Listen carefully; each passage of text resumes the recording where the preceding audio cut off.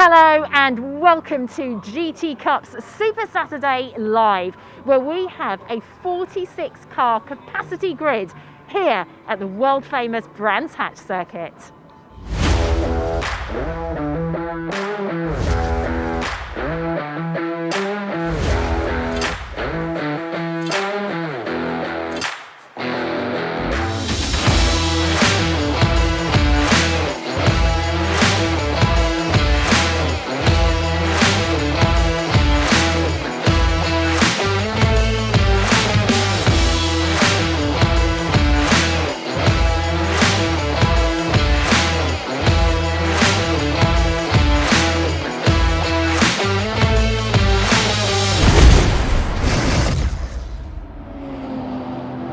Better to spend a bank holiday weekend than in England's Garden, Kent, and the legendary Brands Hatch Grand Prix circuit.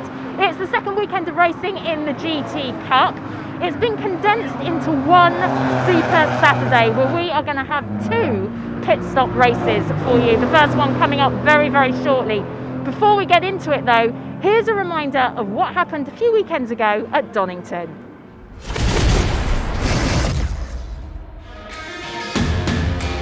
We get the 2021 season underway. Side by side. Oh, and into the gravel. Richard Chamberlain gets turned around. Now the difficulty is working through the traffic. Up the inside as they head through Coppice, side by side as they go down into the chicane. Charlotte Gilbert, she's off, she's out of the race.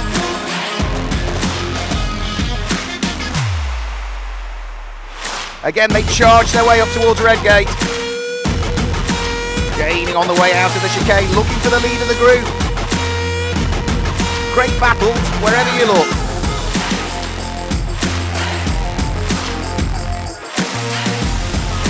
It looks as though it's going to be another dominant win for the Aber Commercials Mercedes.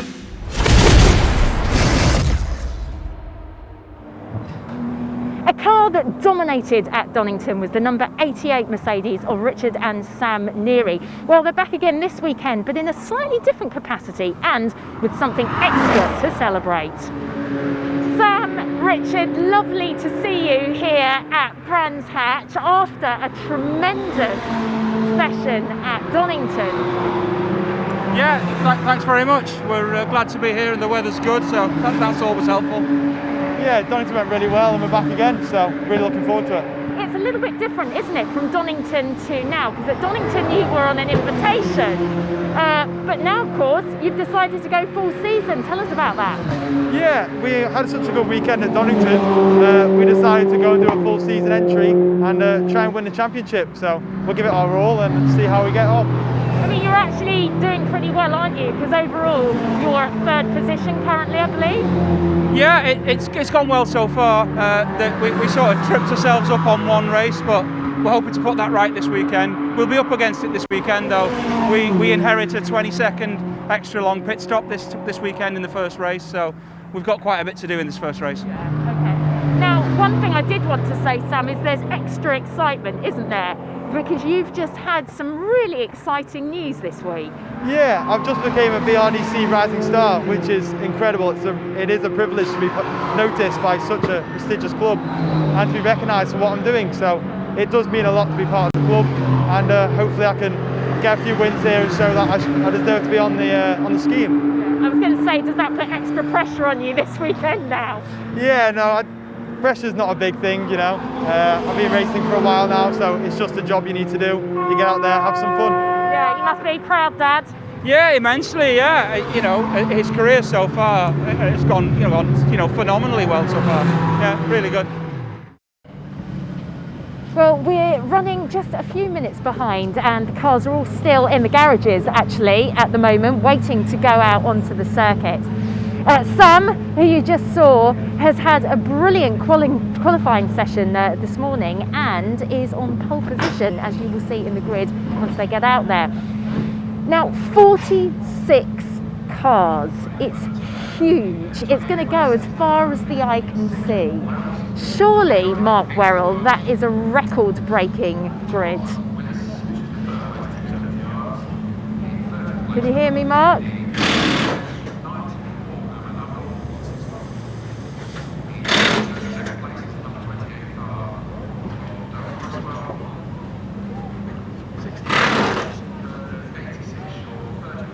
Well, I don't know if you were able to hear Mark at all there, but I'm sure he was giving some good information. Good to hear him.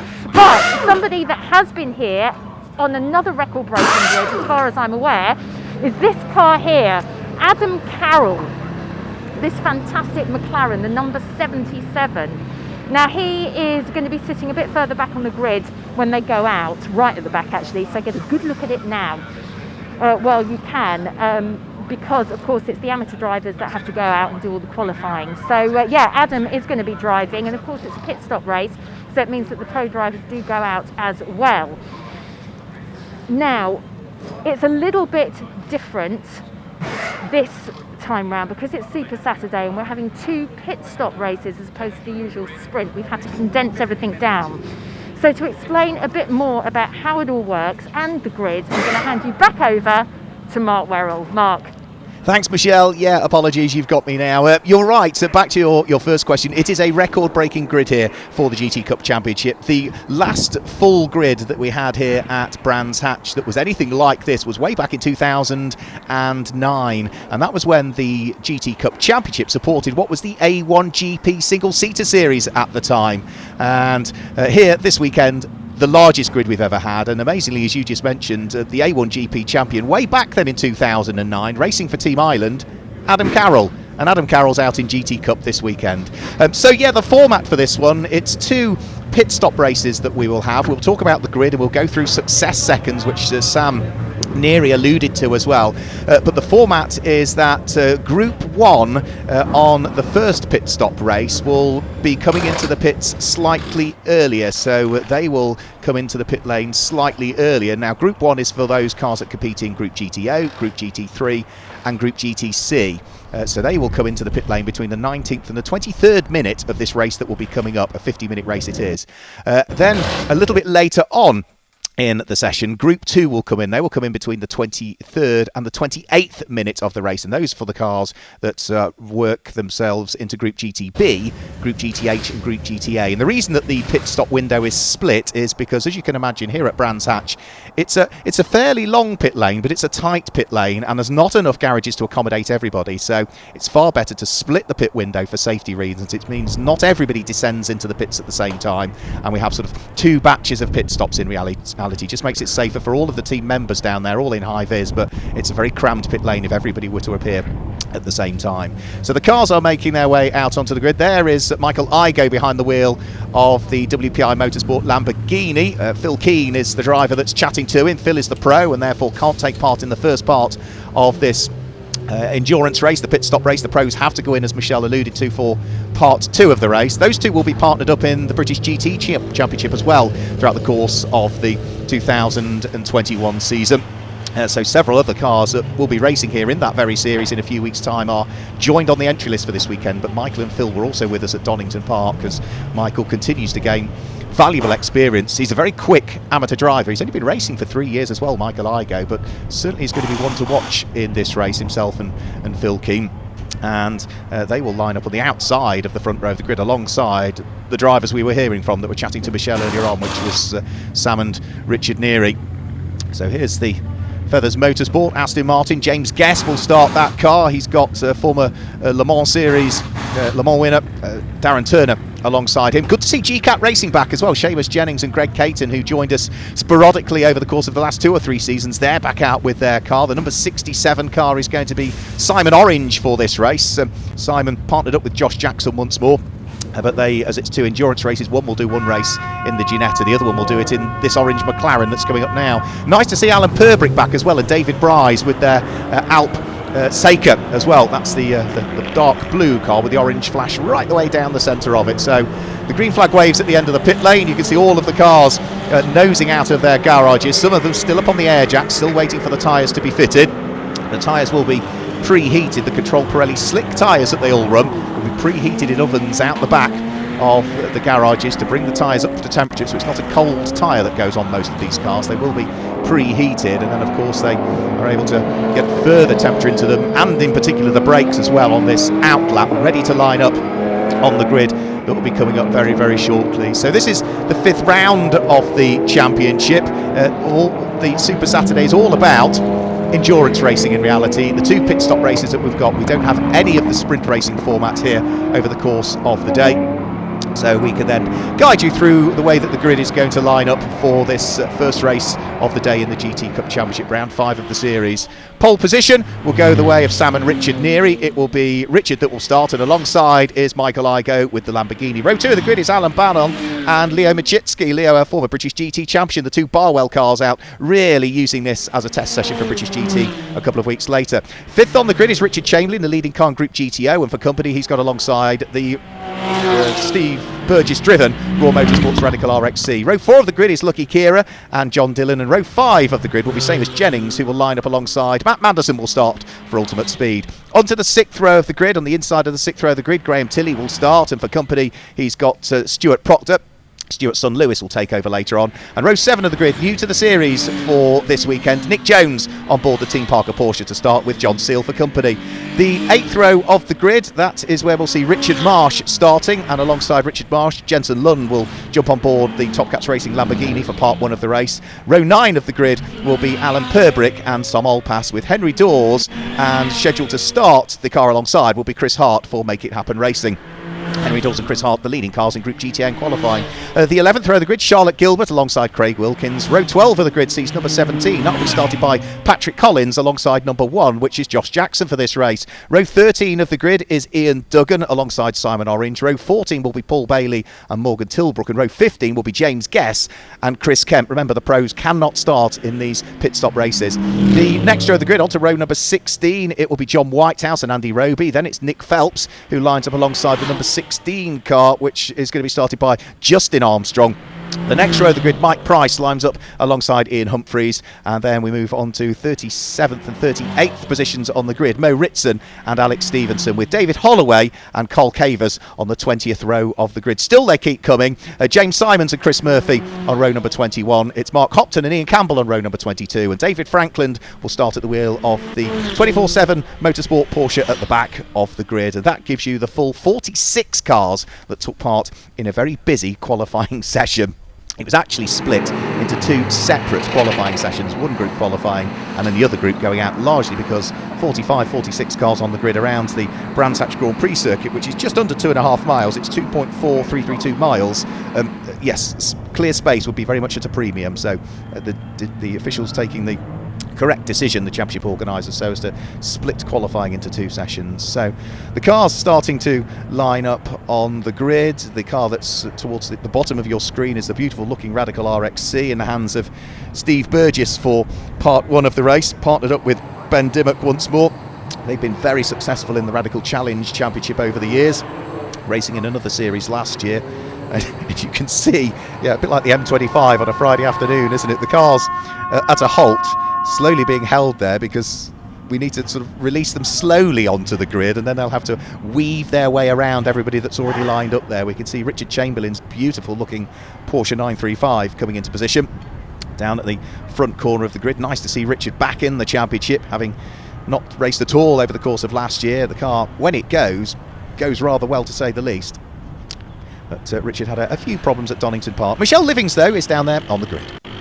I am. Yes, right, we're here, and it's going to take a little bit of time because there's so many cars to get everyone sorted out, but you can see they're gradually trickling through. We're still waiting for our pole position. It's actually not Sam Neary, it's Richard Neary that's going to be driving first. Sam's right here. I'll dive in and have a chat with him actually right now, seeing as you're standing here with nothing better to do, Sam. Exactly. So Dad's up first. Yeah, he's starting the race. He did really well in warm-up. He seems really fast, so like Donington, he seems like he's got good grips on the car, so hopefully he can sort of pull out a gap. We have a big pit stop penalty, so we'll try our best to try and claw that back and see where we get to in the end. Yeah, you were just saying how it was quite a big walk for you. You're at Garage 27, aren't you? yeah, I thought it was more tiring than actually driving. Yeah, no. Well, make sure you conserve your energy because you're going to need it, that's Definitely. for sure. Thank you. All right, I'll let you get ready because here he comes. There's that fabulous green Mercedes number 88 of the Nearies, taking pole position. Now, I believe also, Mark, that we have a non-starter, car number 18, which is Michael Igo. We were looking earlier actually in the garages, I believe is not going to be in this race. So we've got a gap next to number 88, our pole position. I'll just double check here. Is that right that we've got a non-starter? Pardon me? Is that right? We've got a non-starter? Non-starter car 18 is going to start from the pit lane. Lovely. Okay, he's going to start from the pit lane, Mark. Well, that's going to make it very interesting then for Michael Igo. Exactly. He's going to have to thread his way through everybody. That might be the right decision though, Michelle. 46 cars on the grid into turn one. It could be difficult, couldn't it? Absolutely. I mean, literally, now that they're pretty much, lined up, as I look, you can't see the end of the grid. It goes round the bend. It's absolutely incredible just looking at it here. I mean, it's a fantastic vantage point, obviously, so I'm quite lucky. But it is so impressive to see this many cars. Unbelievable. And I think the strength in depth this year as well, Michelle. GT Cup has always been very, very popular, but we've got such a strong field. You look across any of the groups this year, and you can't pick a single driver or a single car combination, can you? No, not at all. It's really, really quite difficult. I'm just going to see if there's anybody else I can chat to, but everyone's sort of gearing up and ready to go, I think. Here we go.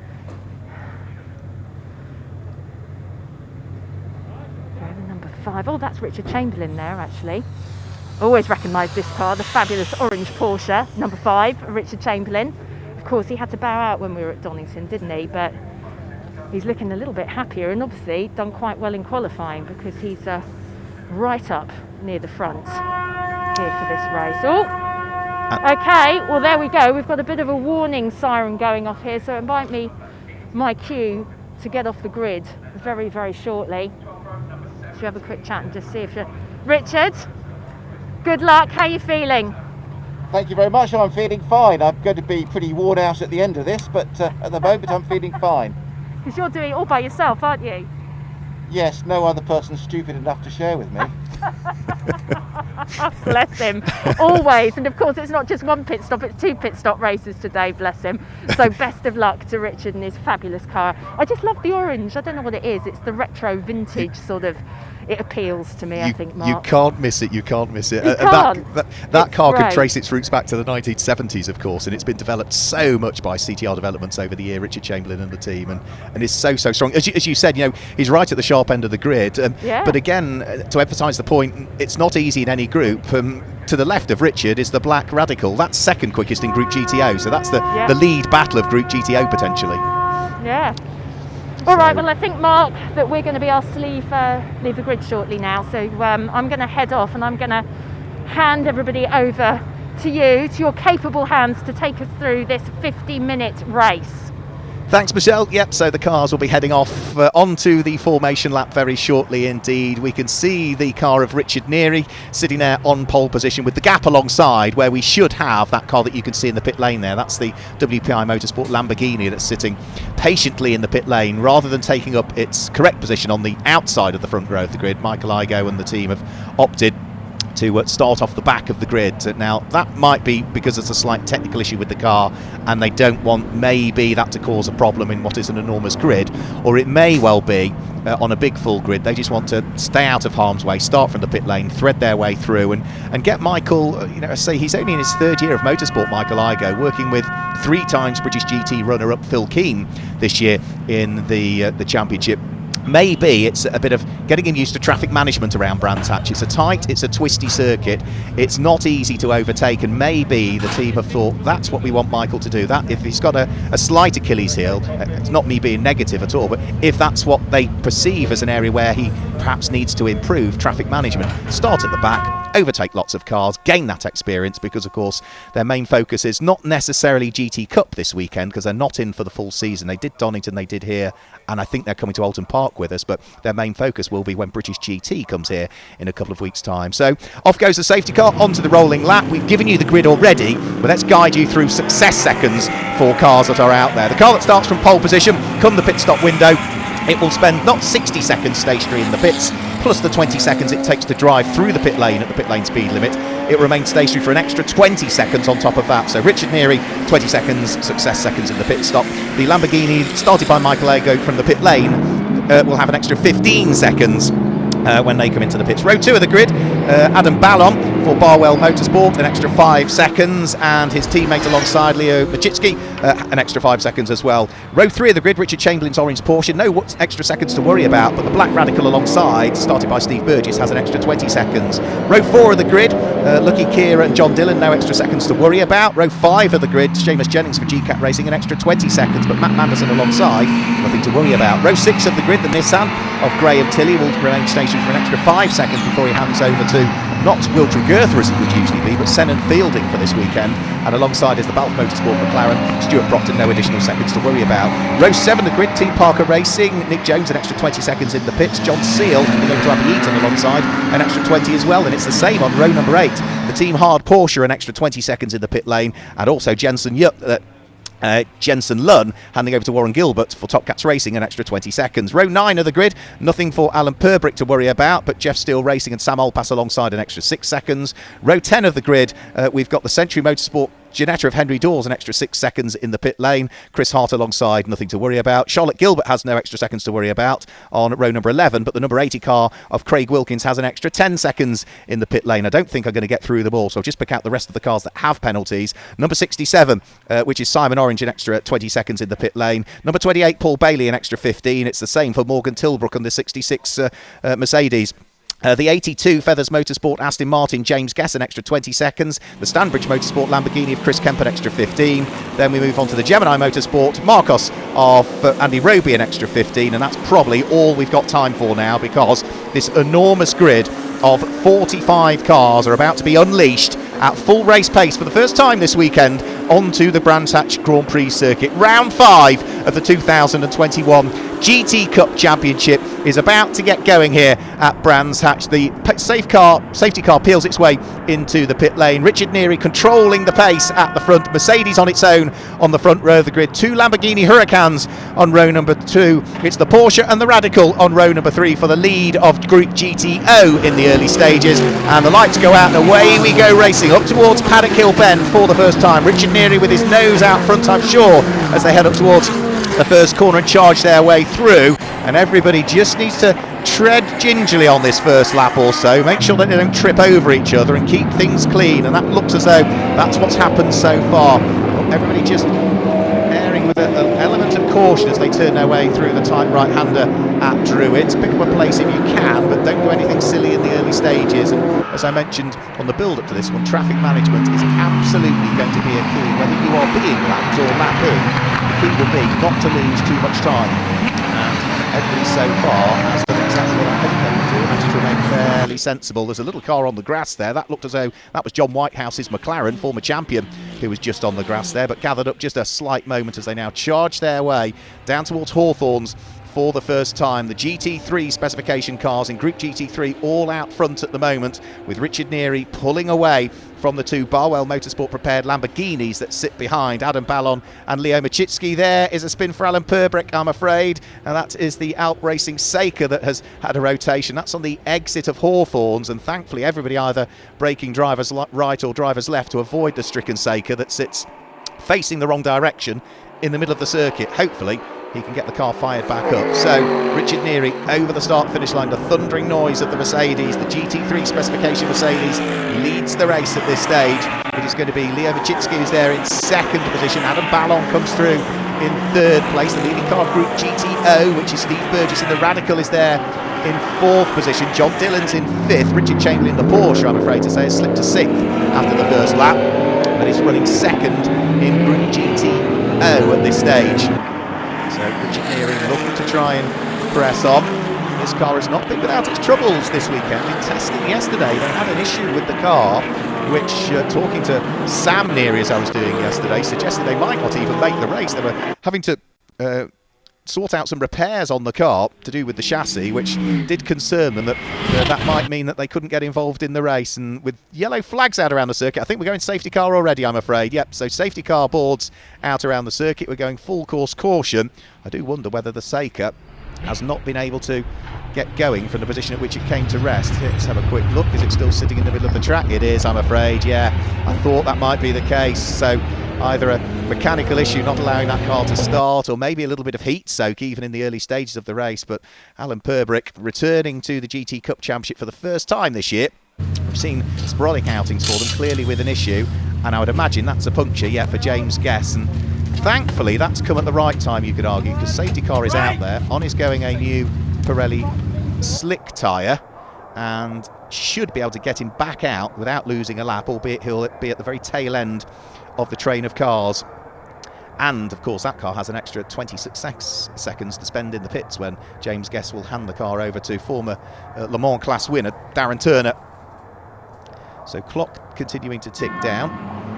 Richard Neary having to ease his pace, which means that everybody's queued up behind. So Richard Neary, then the Dayglow Lamborghini of Leo Machitsky. So he is a former British GT champion, Leo Machitsky. It was a few years ago now when he secured top honours in the British GT Championship, Leo Machitsky, but it's nice to see him back in the series, and he will be competing in the British GT Championship this year. I think it's Dennis Lind he's partnered up with. Leo was British GT champion back in 2006. He also won the Blancpain amateur category consecutive years, 2018, 2019. Richard Chamberlain is in as well, I'm afraid. It looks so he's got a little bit of damage.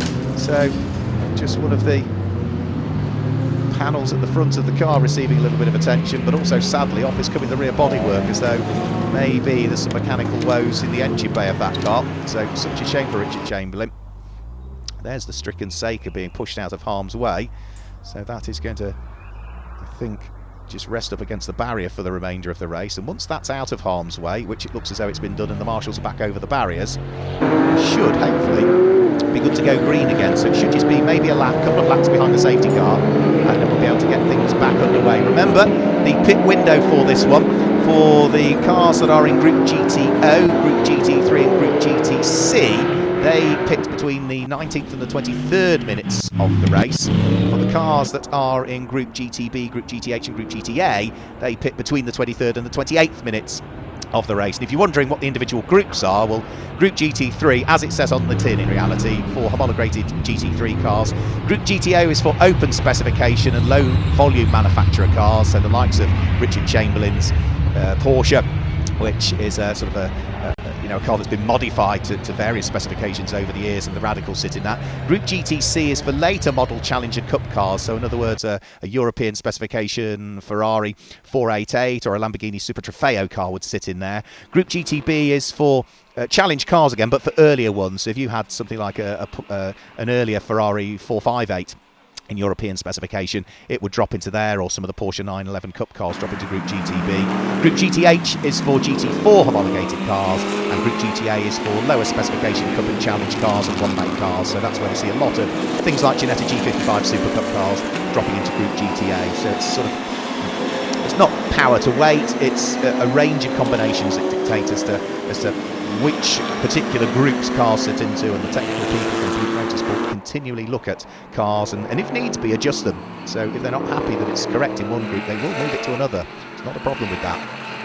So another lap required behind the safety car. You can see the key will still be weaving from side to side. In the background I can just see Richard Chamberlain's Porsche. There it is indeed. It's being pushed into the pit lane, I'm afraid. So Richard's still behind the wheel of it.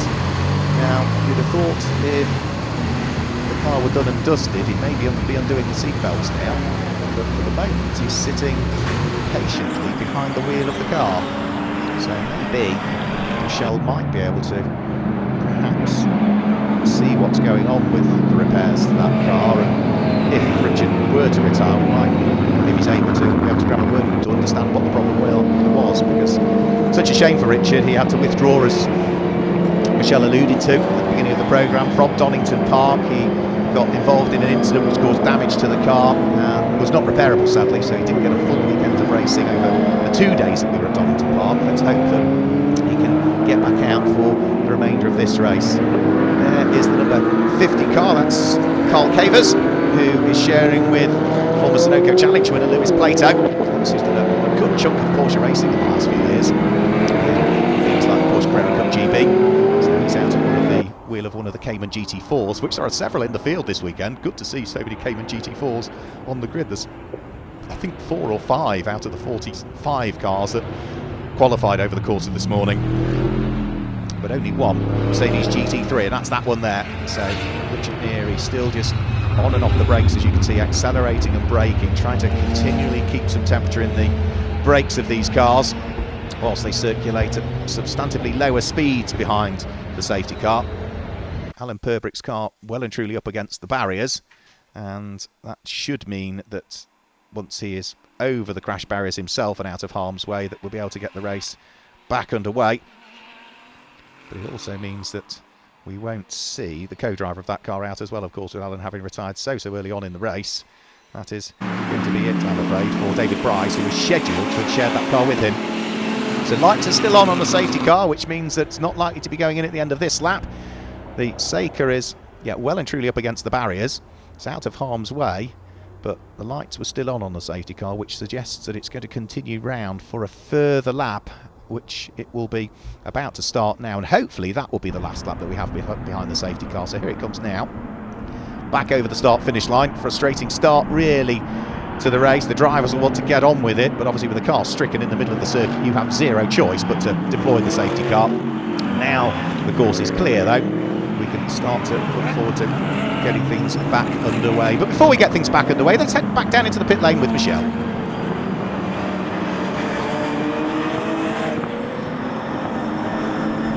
The stricken Porsche of Richard Chamberlain is. So let's see if we can have a little chat and just find out what's going on. They're doing a little bit of sort of analytic work, I think, at the moment, trying to find out what the problem is. See if I can jump in. Richard, how are you doing? Why are you here already? It didn't last very long, did it? I'm not sure. So we just doesn't seem to be any turbocharger boost pressure, so we're just having a quick look. So hopefully it's just a pipe or something, but you never know. Oh, bless him. Richard's always so calm under pressure as well. If that was me, I think I'd be doing my nuts. I think the race was still going, but no, he's sitting here very calm, and they're obviously hoping to get the car sorted, get that turbocharger sorted so that they can get back out there. That's the benefit, of course, with this being pit stop race, is it does give a little bit more time, that if things do go wrong, you might be able to get it sorted and get back out there. Just giving the glasses a little clean as well, all important. I do hope he gets back out, but as I said, he's always very philosophical and very calm about these things, Mark. Thanks, Michelle. Yeah, thanks for that one. Yeah, we're about to get the race, I think, back underway. Hopefully that will include Richard Chamberlain another lap or so once they can work out exactly what the problem is with his car. So the safety car will now be heading out of Stirling's. Its lights will be extinguished. You can see it in the distance, which means that we are good to go racing at the end of this one. Single file restarts. Remember, no overtaking until they get to the start-finish line as well. You can be side by side with a car, but you can't have your nose in front until you get to that control line. If you do, you've overtaken before the line, you'll get a penalty. So we get things back underway with just under 40 minutes to go. Richard Neary gets his foot down, but Leo Machitsky is trying to go with him at the wheel of the first of the two Barwell Motorsport Lamborghini Hurricanes. Turning away through the right hand, it's Alan Ballon in the green car that's there in third position. Another driver that will be really focusing on the British GT Championship. He'll be partnered with Sandy Mitchell, the champion from last year, in a few weeks' time when they come to Brands Hatch for the first round. You've just seen an enormous queue of cars and such variety that we have in the GT Cup. There's Sam Oldpass being run by Jeff Steele Racing, the mid-engine BMW, trying to pick its way through a busy section of the circuit, but already the Group GT3 and Group GTO cars are propelling themselves off the Indy circuit, out of Surtees and onto the Grand Prix circuit, where they head through the Springs Drop, Hawthorne Hill, and up towards a daunting right-hander at Hawthorne, which is where Alan Purbrick came to grief with the rotation of the Seika that brought about the safety car in the first place. So they charge their way through the right-hander at Hawthorne. There goes the GCAP Racing Porsche. There's Sam Oldpass again, looking to try and put pressure on the car that sits ahead of him. He's got Craig Wilkins behind him, Sam Oldpass, and he's got the Chris Hart, I think, Ginetta ahead. Yes, it is. Chris Hart's Ginetta ahead, and ahead of that is the number 34 Porsche, which looks subtly different with its livery this year. Richard Marsh, former British touring car racer and briefly British GT racer, behind the wheel of that for part one of the race. 6 laps completed by Richard Neary. Last time through, he posted the fastest lap of the race that we've seen so far. Battles all the way through the order. The 2.9.11s working together there as well. That's Seamus Jennings, GCAT Racing, with Nick Jones, 14 Parker Racing right behind. The two cars that are new to GT Cup for the 2021 season this weekend, but we've seen GCAT Racing out before, and Seamus Jennings, the man from Northern Ireland, almost trying to pull a move there on Stuart Proctor's McLaren. Stuart Proctor is bottled up behind the ultimate speed Matt Manderson driven Aston Martin GT3, so a fantastic fight. All of these contemporary GT3 machinery. Stuart Proctor looking for the inside line on Matt Manderson up the inside at Surtees, and should be able to go through on the exit of the corner. So on towards the next section they'll go, so down through Grim's Drop. Looks as though Seamus Jennings is also now trying to pull a move on Matt Manderson, and that's all the way around the outside at Hawthorne to take the place away. Fantastic stuff from Seamus Jennings. He's able to get himself through and ahead. That keeps him firmly inside the top 10, 8th or 9th position I think it will be now for the GCAT Racing Porsche. So 2 places lost there for Matt Manderson, and the next of the cars that's trying to attack now is the Team Parker Racing machine in the hands of Nick Jones, a former British GT champion in the GT4 Pro-Am class some years ago himself, and Scott Mulvern, who will take over that blue and sort of grey car a little bit later on. Scott, a former Formula Ford Festival winner here at Brands Hatch as well in the past.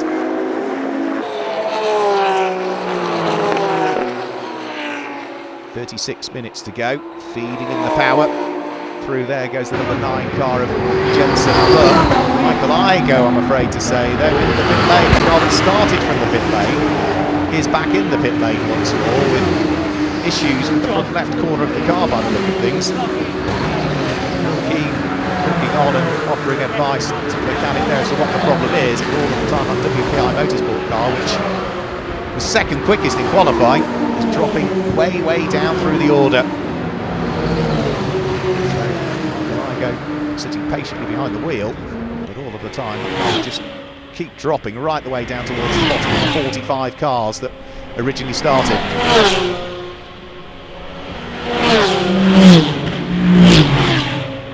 So 35 minutes of the race to go, and out front now it's a Lamborghini 1-2. Leo Machitsky and Adam Ballon are first and second, and that is because the number 88 car of Richard Neary has dropped down through the order somewhere.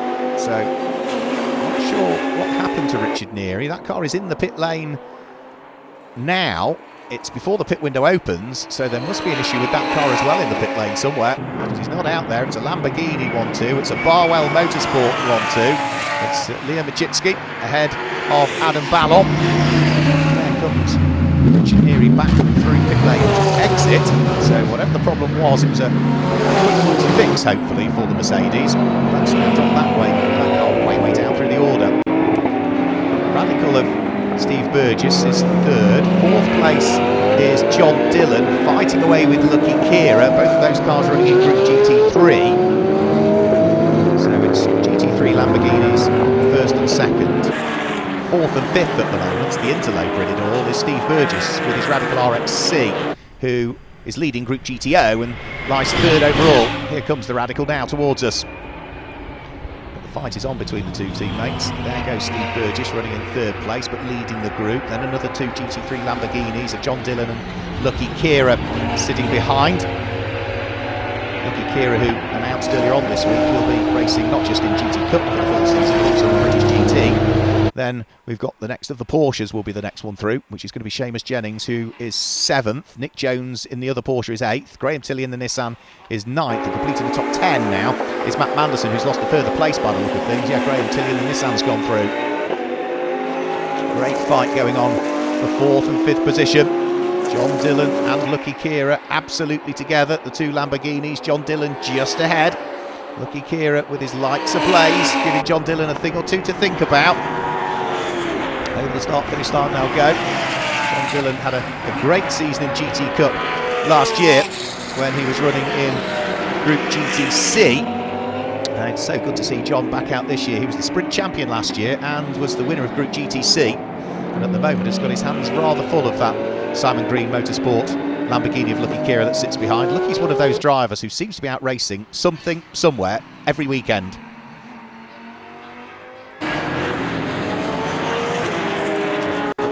breaking out the end of the Cooper Straight towards Surtees corner. Lucky Kira getting ever closer to John Dillon. There was a bumper width between the pair of them when they got towards the apex of Surtees corner. They'll floor the throttle and start to propel the cars down through Pilgrim's Drop and Hawthorne Hill up towards the right-hander at Hawthorne. Remember, this is the fight for 4th and 5th place at this stage. 32 minutes of the race still to go, which means the pit window is going to be opening in around about 60 seconds time for the more powerful cars. So any cars in Group GTO, Group GT3 or Group GTC with 31 minutes to go can come in and start to conduct their pit stops. And the pit window only stays open for 4 minutes for them, so it's a very short pit window. A couple of laps is all. And if I were Lucky Kira, I think I'd come in early, because at the moment he looks the quicker of the two, but he just can't find his way past John Dillon. John Dillon will hand over to pro driver Phil Quaife for part 2 of the race, but the black Lamborghini behind, Lucky Kira, he will remain on board for part 2 of the race. He's driving solo. The braking area for Paddock Hill Bend. Lucky Kira takes a much wider sweep into the corner to try and get a bit more momentum coming off it, but he's too far back when they get in towards the braking area for Druids. Again, wider sweep to try and cut back on the exit and get a bit more momentum coming off the corner, but it's just not working for him at this stage. John Dillon is doing everything right. He's sort of parking the car on the apex of the corner, just making sure he gets cleanly off it. And around Brands Hatch, with it being such a narrow and challenging circuit, it is not easy to overtake, particularly in contemporary GT machinery. There is Charlotte Gilbert, I'm afraid. A rotation for the Top Cats Racing Marcos Mantis. That looks as though it might be on the exit of Stirling's. Indeed it is, yep. So that's the Marcos. Thankfully the wheels weren't in the gravel, so following that quick mistake, back into the race for Charlotte Gilbert. So the window is now open in theory, so we can start to see some of the GT3 machinery coming into the pit lane. Remember, there's success seconds to worry about as well, depending on how cars got on at Donington Park, or if they are new entries into the championship for this weekend, they also pick up success seconds. So for the car that's leading, which is Leo Machitsky, an extra 5 seconds in the pit lane, so he'll be stationary for 65 seconds. For Adam Ballon, who's second in the race, an extra 5 seconds as well. For the car that's third in the race, Steve Burgess, when he gives away to Ben Dimmock, that will have an extra 20 seconds in the pit lane. The Royal Motorsport run Radical. Into the pit lane comes Charlotte Gilbert, having had her spin and rotation. Now she runs in Group GTB, so this is before the Group GTB pit window opens, so this is an unscheduled pit stop for Charlotte, I'm afraid, who is shaking her head and clearly looks a little bit disgruntled with something that's gone on. Richard Marsh still pressing on at the wheel for number 34 Group GTB Porsche. That's the Group GTB leader at the moment, but Sam Alpas was right behind it, and that is for the lead of the group. Into the pit lane comes Richard Neary, not for the first time of course. There was that unscheduled pit stop whilst he was leading, which dropped him off the lead. Puncture as well on that car on the right rear corner, but that has come at the right time for Richard Neary, because he can now pit and switch drivers, and Sam can take over should they wish, because the pit window is open for them. James doing a really good job for Team Parker Racing, keeping Stuart Proctor absolutely within the crosshairs, whilst just managing to have enough daylight between himself and the Nissan of Graham Tilley that sits behind. So Nick Jones, new car for him for this season, the Porsche GT3. Is he going to have a quick nibble? Thought about it and decided that discretion was the better part of valour, so still sits behind Stuart Proctor, whilst Graham Tilley in the TechServe supported Nissan is not that far behind. Now we might start to see a few peel their way into the pit lane shortly. All of these do, Stuart Proctor, Nick Jones, Graham Tilley, all remain out at this stage. Into the pit lane we have seen Steve Burgess come in, so that's the Radical that was running in third position. That car has come into the pit lane, so that now means that Stuart Proctor moves up into 6th, Nick Jones in the blue Porsches up into 7th, Graham Tilley is up into 8th now, but that should cycle itself back through once we've gone through all of the pit stops. At the end of this lap, we really want to be getting all of the GT3 cars in, because the pit window closes for them after the 23rd minute of the race, which is coming up very shortly. In other words, 27 minutes to go is when the pit window will close for GT3 cars, so they're going to have to come in soon. Now, Richard Neary has pitted, and I think has handed the car over to Sam. He is as you can see, already having been lapped by our race leader Leo Machitsky, who's also fighting his way through Group GTH traffic. James Guess at the wheel of the Aston Martin moves out of the way. And as they now start to head over the start-finish line, still more traffic to deal with. This time Adam Ballon should deal with James Guess in a straight line. Far more powerful GT3 car sides past the GT4 Aston Martin on the run towards Paddock Hill Bend. Team Aber Mercedes follows through as well. Car having dropped well out of contention now following its unscheduled pit stop, and even when it came into the pits for the second time it was still carrying the puncture, wasn't it, on the left rear. So it's really been a day to forget so far for Sam and Richard Neary. Richard being the father, Sam being his son, just 19 years of age. BRDC rising star now as well, as we've heard. More traffic for Adam Ballon to deal with here. It's another one of the Aston Martins. It's a Century Motorsport car of David Holloway that's about to be lapped by the second place Aston Martin. And there, Lucky Kira finally trying to unlock the door and makes it stick as well on John Dillon. Great stuff. That is a change for third position there. You'd never guess this wasn't the battle for a podium place, really. Such a shame that Mercedes lost so much time earlier on, because whatever the problem was with it, they clearly got it sorted. And Ballon running in second overall under pressure. Here's David Holloway at the wheel of the Century Motorsport Aston Martin. Raises the dust as he heads round through Sheen Curve and up towards the left-hander at Stirling's, which was where Charlotte Gilbert had a little spin a few laps ago. Now we should start to see the cars in Group GTB, Group GTH and Group GTA start to file their way into the pit lane before too much longer. The remaining cars from the first group, that being Group GTB, Group GTH, Group GTO, Group GT3, Group GTC all come in. There we can see the change. Number 41, James Simons getting out, Fraser Smart getting on board. The car behind, which is Leo Machitsky, he will stay on board. He's driving solo.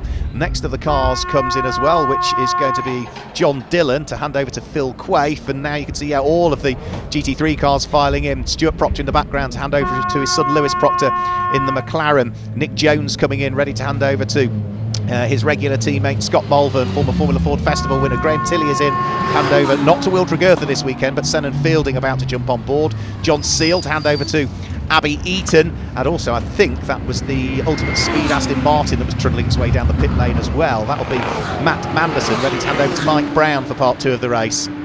So John Seal clambers out, Abby Eaton will get on board, whilst Adam Ballon still stays out there at the moment.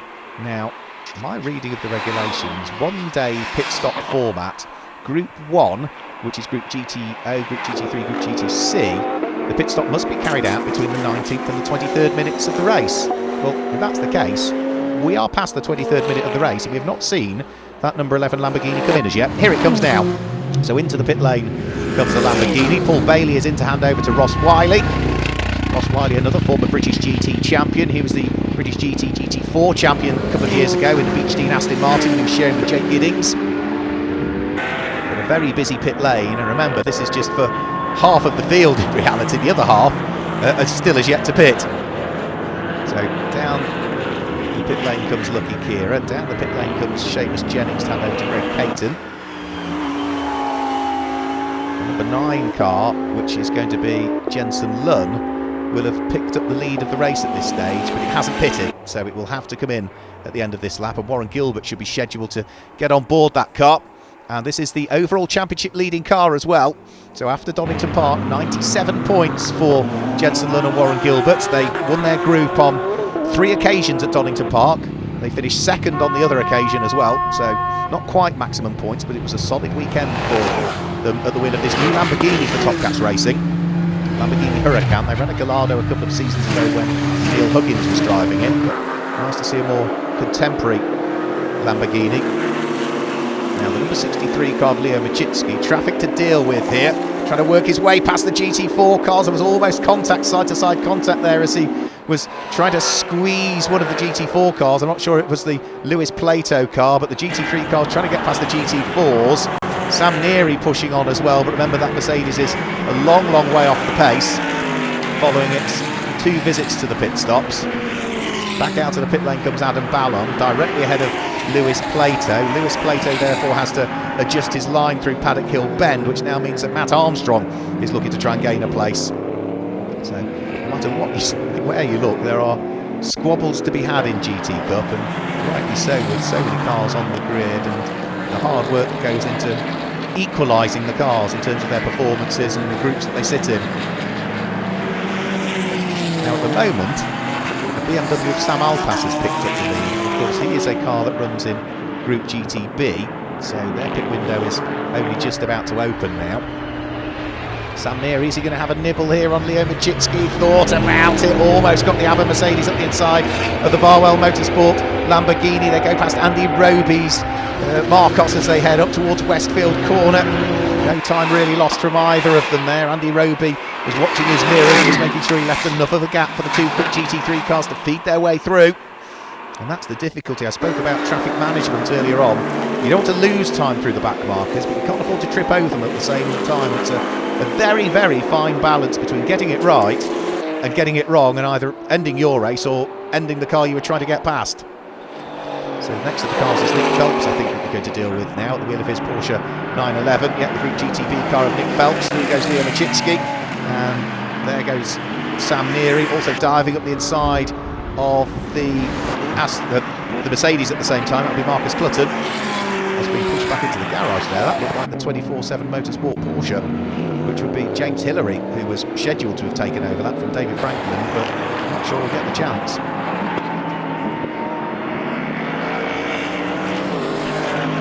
So we've still got Sam Alpass leading the race. What we're looking at here is Leo Machitsky, who is in 11th position following his pit stops, coming under pressure from the number 88 Mercedes, which is going to be Sam Neary behind the wheel. The problems that car has had, the number 88 Mercedes is running down in 36th position, would you believe, at the moment. Should gain more places as the race wears on. Still plenty of time, 20 minutes. As I said earlier, it's such a shame that is not a battle for the lead in reality. Sam Neary, it's not going to stop him pushing as hard as he can, though. It's a point to be made here. Into the pit lane comes the first of the cars for Group 2, so it's now the cars that are running in Group GTH, Group GTB, Group GTA that come in. So into the pit lane comes the number 90 car, that's Mike Price, to hand over to former British GT and Blancpain racer Callum McLeod. Also into the pit lane came Richard Marsh to hand over to Sam Randon. That's another important pit stop as well, because those two lie 4th in the championship standings, having had a non-finish in the first race at Donington Park. I think it was Sam that put it into the gravel trap, but they won their Group GTB in the other 3 races of the weekend. The battle of the Porsche Caymans still continues as well, but they're all going to file their way into the pit lane now. So you can see now all this second batch of cars coming in, including Charlotte Gilbert. At the front of the queue is the dark blue Ginetta, which will be Russ Lindsay about to take over from Patrick Collins. Mo Ritson is in as well, former Junior Saloon Car racer, at the wheel of number 90 McLaren. We'll dive out of that, and it will be Tom Rawlings that will take over it. But this intriguing battle still. Leo Machitsky under enormous pressure from Sam Neary, but just Sam cannot find his way through, sitting in the shadows of the Barwell prepared car all of the time. This, in theory, will be the car that will take up the lead of the race once everybody has pitted. But for the moment, Leo Machitsky is showing in 6th position, trotting his way down pit lane. That's the Team Hard racing car of Sam Randon. Also the Scott Sport Ginetta, that will now have Aaron Scott on board rather than Craig Wilkins. The Orange Racing with JMH Automotive McLaren, which will be Josh Jackson, just heading down pit road as well. And all the time cars in Group 2 are pitting, it's allowing this Lamborghini of Leo Machitsky to work his way further up through the order, so he's now up into 4th position. But the 3 cars that are ahead of him all have not pitted as yet, so number 212 Ginetta picks up the lead of the race from Sam Alpass, because Sam Alpass does come in finally. Simon Orange is running 2nd in the race but hasn't pitted. Henry Dawes is 3rd, Carnival 106 but hasn't pitted, and Leo Machitsky in 4th place is the first of the pit stoppers now. In fact, this is the race leader here, just coming towards us, the Ginetta. So the number 212 Ginetta of Chris Hart leading the race. Sam Randon's Porsche sitting behind it, will be a full lap adrift of it, but Sam has just got behind the wheel of that car, so it has conducted its pit stop, the Team Hard Racing Porsche, that lies 4th overall in the championship standings. Newly liveried car for this weekend. So through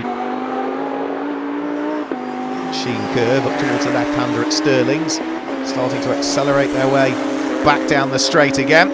Sam Randon is about to side his way past Chris Hart, who I think will be destined for the pit lane at the end of this lap, possibly the Make It Happen Racing Ginetta. Is it going to peel its way into the pit lane? Yes, it does. So into the pit lane comes the Ginetta. That will give up the lead of the race. Stephen Walton will jump on board that car for part 2 of the race. They come into the pit lane just as Nick Phelps pulls out directly ahead of them. So they've compromised their run into the pits by too much. They have to stick to the pit lane speed limit all the way down.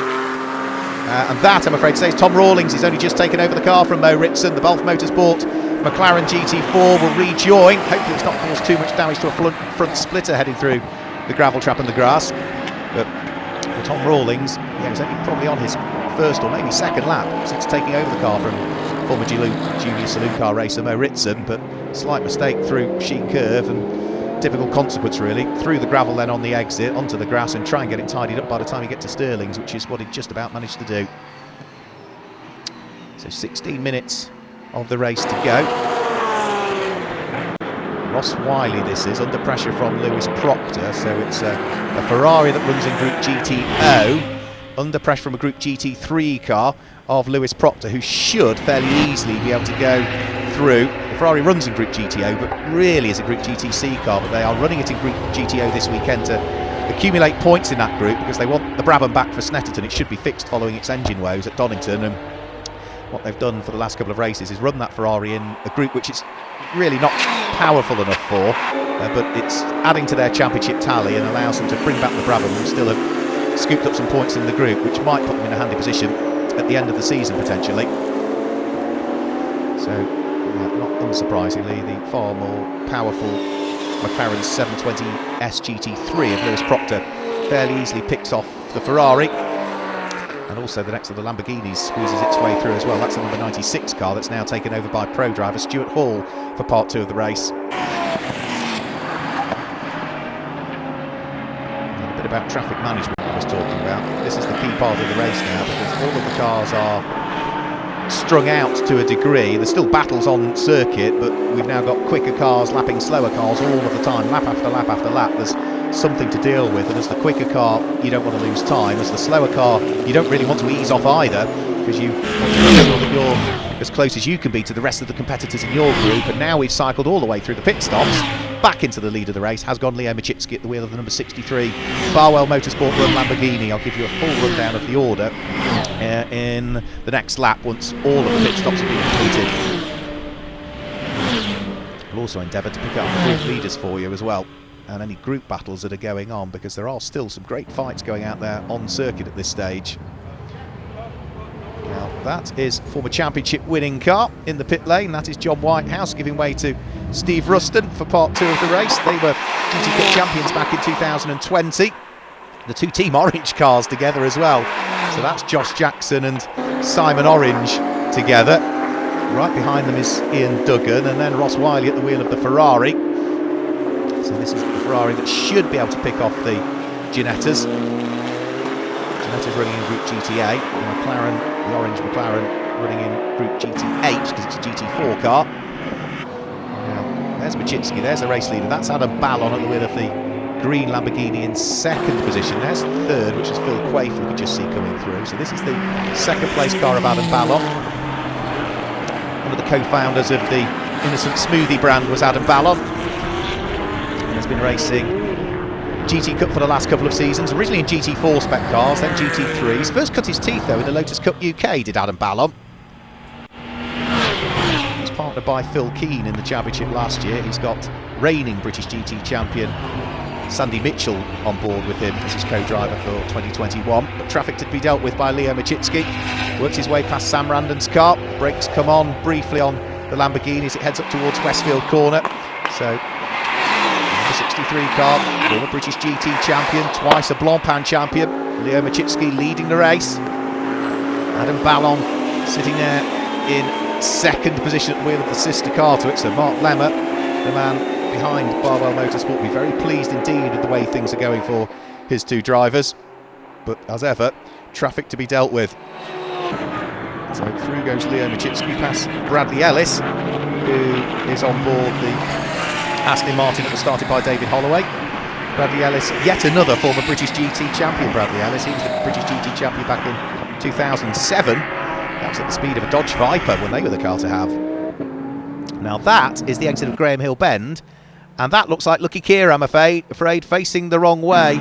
Lucky was running in 8th position, but has had a problem with the car, which has rotated it round through 90 degrees. The nose of the car is on the track, the rear of the car is just over the curbs, and what we really need to do is Lucky to fire that car back into life, because if he doesn't, that is certainly going to have to bring out a safety car. So let's just hope he's waiting for a gap in the traffic and get going. Right, there we go. So the engine's running. A bit of bodywork is that just at the front of the car? Is that, no, that looks like that could be fluid potentially.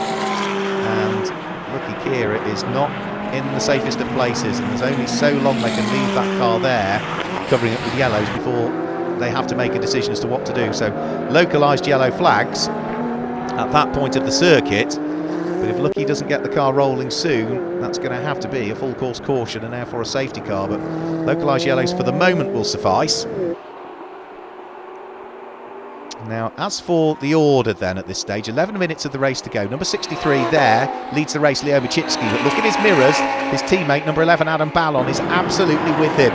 The third at the moment is this car here, the number 61 Lamborghini just going through. Fourth is the McLaren just behind it, which is now in the hands of Lewis Proctor, the number 36 car being run by Balfe Motorsport. All of those cars running Group GT3. Fifth is the Nissan, that will have Senan Fielding on board for it. Sixth is going to be Greg Caton, and I think we are going full course caution. Yet safety car is coming out, I'm afraid, because of the stricken Lamborghini of Lucky Keir down there at Graham Hill Bend. He's not been able to get the car going. Was running in 8th position, but for Lucky, rather unlucky, isn't it? He's going to be tumbling down through the order and could well be into retirement in the race, I'm afraid to say. So we've guided you through what the top 6 cars. Yeah, Greg Caton it is that's there in 6th place. 7th place is another GT3 car. Scott Mulvern, former Formula Ford Festival winner and British Formula Ford champion, was also Pro-Am champion in the British GT Championship GT4 in 2018-2019, I think it was.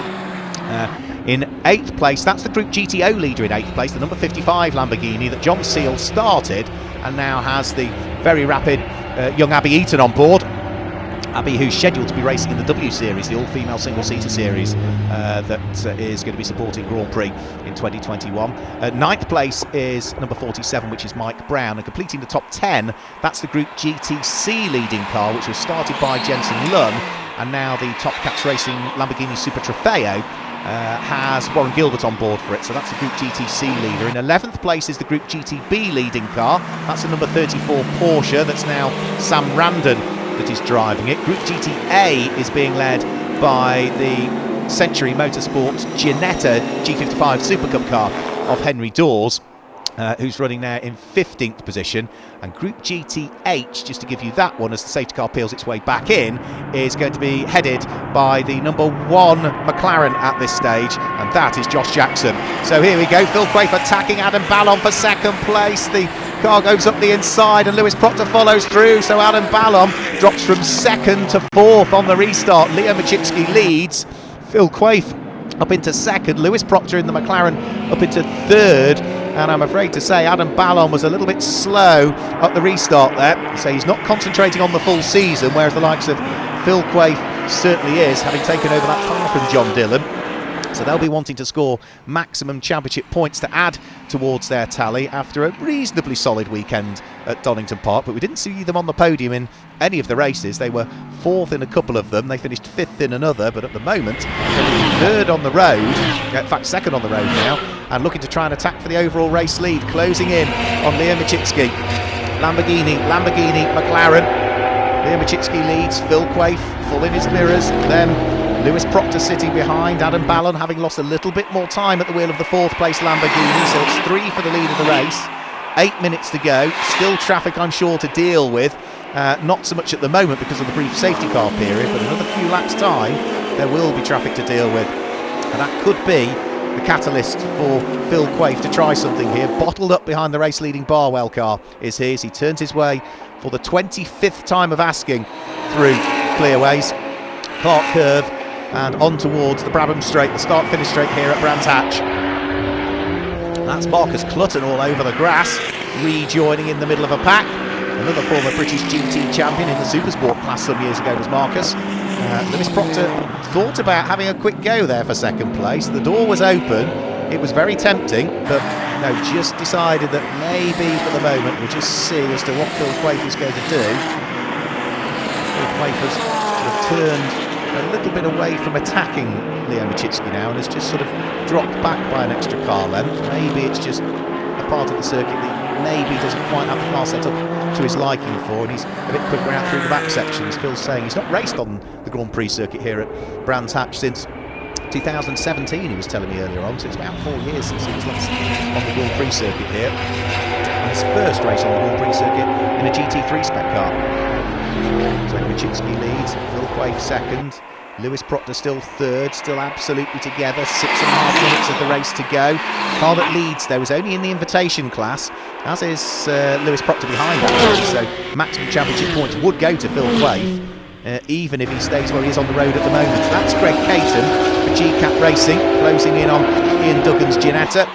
Through goes the more powerful GT3 Porsche, ahead of the Group GTA Ginetta that sits behind. Simon Orange picking off Bradley Ellis, who might have a problem because that certainly looks to be going a little bit slower than I expected in the hands of Bradley Ellis, that Aston Martin. So he can stay out of the way. Yes, he is. He's staying out of the way of everybody. That is an Aston Martin that has problems for me, because Bradley Ellis is not a slow driver, and that Aston Martin, just the body language of it, to me suggests there's an issue. Two Porsches, the two GT3 spec cars over the start-finish line. This is 6th and 7th positions overall. Scott Mulvern in the SD Sealants car, trying to hunt down the GCAT Racing car of Greg Caton that sits ahead.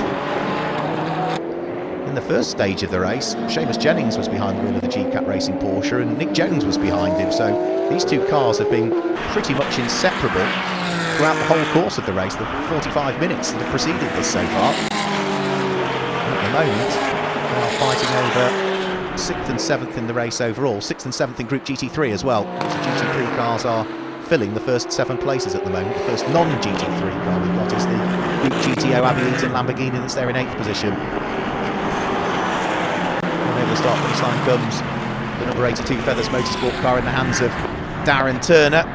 He is bottled up behind the number 23 car, which is Ollie Webb, former European Le Mans Series racer Ollie Webb. And Darren Turner, former Le Mans winner of course, was a factory Aston Martin driver, a hugely successful factory Aston Martin driver. Darren Turner, having spent a bit of time in the British Touring Car Championship as well, didn't he, Darren? So again, no matter where you look, we were saying on the build-up to the programme, no matter where you look, battles going on, and this is the battle for the lead. Adam Ballon has managed to catch up now, he wants to join in the fun, so it's sort of 3 for the lead and Adam Ballon just a little bit further back. Leo Machitsky didn't quite grab the apex there, turning his way through Graham Hill Bend, so Phil Quaife sees an opportunity but then needs to fend off the attack that comes from behind of Lewis Proctor. Almost a little bit of contact between the pair of them. Leo Machitsky gets sort of bumped out the way slightly. Now, was that going into yellow flag zone there? Because Henry Dawes, who was leading Group GTA, is often in the gravel there at Surtees Corner, and it may well be that overtaking and yellow flags happen at the same time. Not for me to say, but what I can tell you is that Lewis Proctor on the road has picked up the lead of the race through all of that.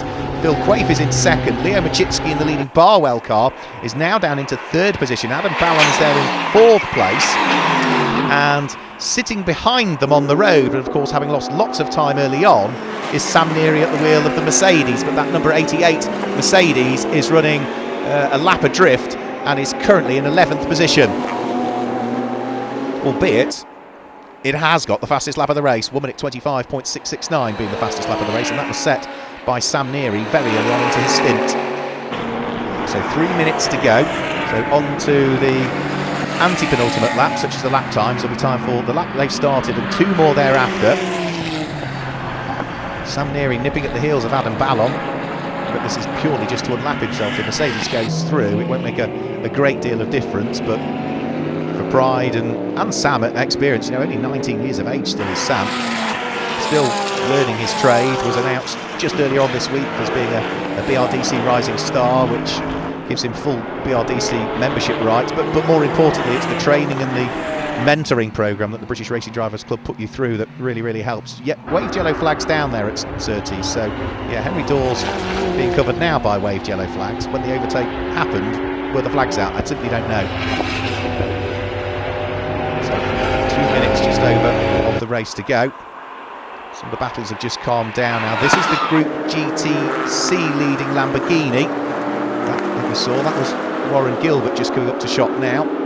And that means that for a car that is currently leading the overall championship standings, yes, it's early stages, yes, it's only a single point it leads by coming into this race, but the important thing is win your group, and at the moment that looks as though that's what Top Cats Racing are going to be doing again. Jensen Lunn and Warren Gilbert are running 10th overall at the wheel of the number 9 Lamborghini, but leading their group, so potentially maximum championship points to add to their tally after this one if they keep it where it is for the next minute and 40 seconds. Druids up towards the braking area for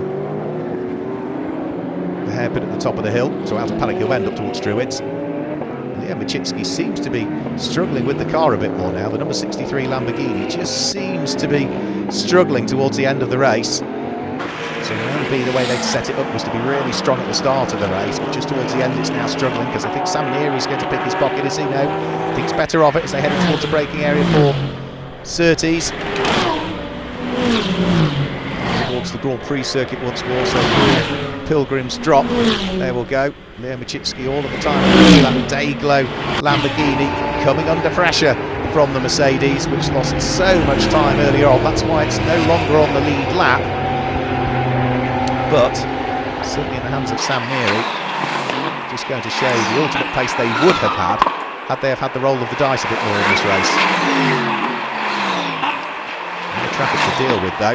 Next to the cars he's going to want to try and squeeze his way through is going to be Adam Carroll. We were talking about this record-breaking grid, weren't we, at Brands Hatch for the GT Cup Championship. Well, the car they've just gone by, Adam Carroll, was winning the A1 GP Series that weekend. We last had a full capacity grid here at Brands Hatch.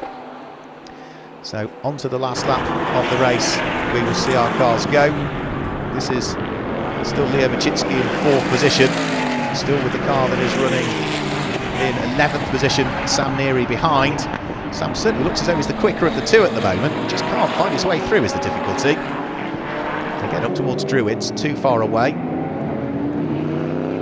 Thundering noise of the Mercedes compared to the howl almost of the Lamborghini Huracan. Already no way out of Graham Hill Bend, you can just see a little bit of oversteer on the exit of the corner there for Leo Machitsky just as the back end started to come around, but of course traction control will kick in and bring the back end of the car back under his spell once more. So they really start to stretch their legs again onto the Grand Prix circuit. More traffic to deal with though by the end of this race without question, and Sam Neary is running out of opportunities here. So GTC leading Lamborghini once more, turning its way through Westfield Corner. But for our race leader, which is the number 36 McLaren of Lewis Proctor, we'll be heading towards the checkered flag very shortly. Did Sam Neary make it stick? I think he did in the end, I think he did make it stick in the end when he was able to carve his way through. No, he didn't quite make it stick in the end. So for our race leaders, it's going to be the number 36 Stewart and Lewis Proctor driven McLaren that is going to take up the checkered flag and claim the win in round 5 of the 2021 GT Cup Championship. John Dillon and Phil Quaife come through in 2nd place. Leo Machitsky, oh crumbs, that was close on the run to the line. Leo Machitsky was under pressure from Senan Fielding, and Senan Fielding almost had 2 wheels on the grass heading towards the checkered flag. The wing mirrors were almost scraping the pit wall as they came towards the checkered flag. And did he make it? No, according to the timing screens, by 17 1/1000ths of a second he did not make it, and I think conversations might be going on there between Senan Fielding and Leo Machitsky as to what happened on the run to the line. One of them clearly feels a little bit aggrieved, but Senan Fielding was catching all of the time the cars that lay ahead, because Leo Machitsky was, I think, struggling towards the end of the race. He got caught by Sam Neary. Sam Neary was understandably wanting to try and push as hard as he could, and they slowed each other down, which allowed that Nissan to catch them in the end. And on the charge to the line, well, yeah, why not? Why would you not try and do it? It got tight for sure, because you're always going to squeeze, but it looked to get very tight. I would not want to have been the man with the checkered flag, because that Nissan certainly had two wheels on the grass, and its wing mirrors, as I say, almost scraping the pit wall. It got that close. But they survived, and they could talk about it afterwards. So the cars feeding their way into the paddock area, ready for what will be a quick turnaround, really, because these cars will be back out again, don't forget, for round 6 of the championship just later on this afternoon. The race is scheduled to get underway. The red lights are due to go off, and the race gets underway at 4:05, so it'll be about 5:24 where we'll be streaming things live again. But what I could probably do is just guide you through the results of what was a fairly frantic first race, which was interrupted by a couple of safety car periods as well. The first one because of the stricken Saker that had a rotation at Hawthorne while Alan Purbrick was driving the car, stranded facing the wrong way in the middle of the circuit. No choice but to bring out the safety car. That lasted for 3 or 4 laps, and then the brief safety car period was because of the unfortunate Lucky Kira's Lamborghini, which had a spin down at Graham Hill Bend, and again was sort of 90 degrees to the circuit, stricken there, and looked as though he was struggling to get going. He did get going in the end, but it was rather frustratingly just as the safety car came out. So Lucky Kira was classified 36th in the end of that race. Otherwise it would have been a solid old result for him. So the car's being pushed back into the pit lane area. Not all of them are in the garages. The likes of those 2 Barwell Motorsport Lamborghinis are in the outer paddock. There's not room to cram them all into the pit lane, so those that are maybe just visiting the GT Cup just for this weekend are not afforded one of the garages. They are asked if they could just deal with it on the outside area of the paddocks. That's where Barwell Motorsport have based themselves, and some of the other teams are running an invitation class for this weekend. So busy old race for Leo Machitsky out of the car, and is, I think, going to have a quick chat to his teammate Adam Ballon. The two of those will be racing for Barwell Motorsport in the British GT Championship. Leo Machitsky, former champion, partnered up with Dennis Lind, the Danish driver for this year. And for Adam Ballon, to the right of your screens, he is partnered up with the champion from last year, Sandy Mitchell, who secured that championship in 2021 when he was racing with former British touring car star Rob Collard. So what we can do is, in the meantime, we can hand you downstairs to Michelle Livings, who I think is going to chat to some of the drivers down there in pit lane. Oh, it looked a fantastic race for you. Enjoy it? Yeah, it was good fun. I think we should still be leading. Oh, yeah. Mask on. We got overtaken under 2 waved yellows into 30s, I think, by the grey and blue Lamborghini and the McLaren, but it wasn't a move. It was on the yellow, so I knew that I had to slow down for the double yellow, and they took the opportunity. I don't think they saw they were battling between themselves, so I think it was a genuine mistake. So, but there was some contact with that as well. Okay. So, but other than that, yeah, it was good fun. Brilliant. Well done. Thank you. Fantastic result. There you go. So I don't know, Mark, if you can tell us more about what happened there. Yeah, I mean, I think at the time on commentary, Michelle, I did say, you know, it looked as though there was a car in the gravel. It was Henry Dawes' Ginetta that was in the gravel, but I couldn't see whether there were yellow flags out at the time. But from what Leo was saying, yes, there perhaps were, and that will get looked into, as is always the case. As Leo said, a genuine error, and the officials will look at that, and if needs be, they will amend the results. Absolutely. So I don't know if we can head now. I was going to try and find, actually, the Proctors, but I think we're going elsewhere now.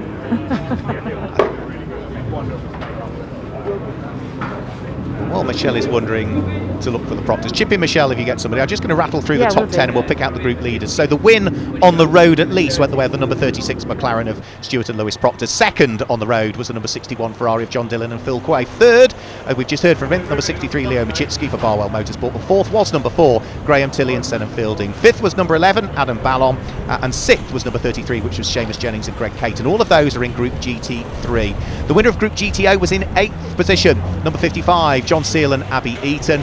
claimed the win in that one. Group GTC winners were 10th, the number 9 Lamborghini of Warren Gilbert and Jensen Lunn.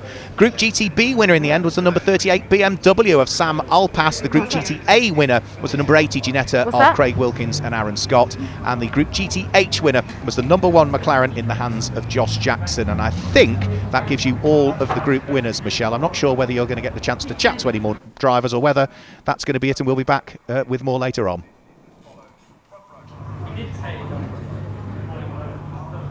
Hello, right, I'm here with the number 61. Is that? I'm chasing you. Come here. So, brilliant result for you in that race, really, in terms of the overall, wasn't it? Yeah, it was. I obviously started the race, and the start was a little bit bumping and banging, but I got away. The faster guys got away at the start, and I just kept my head down, kept going, hitting it all the apexes, making sure that I kept the car on the track, brought it into the pits, and Phil took over, and yeah, here we are. Fantastic. Well, congratulations. Right, well, we're going to have to leave it there, I'm afraid, because that's it for our first race. As Mark was saying, we've got another one for you, number 6, which is coming up just before 4 o'clock. So keep an eye on all the socials, and we'll see you back here in a few hours.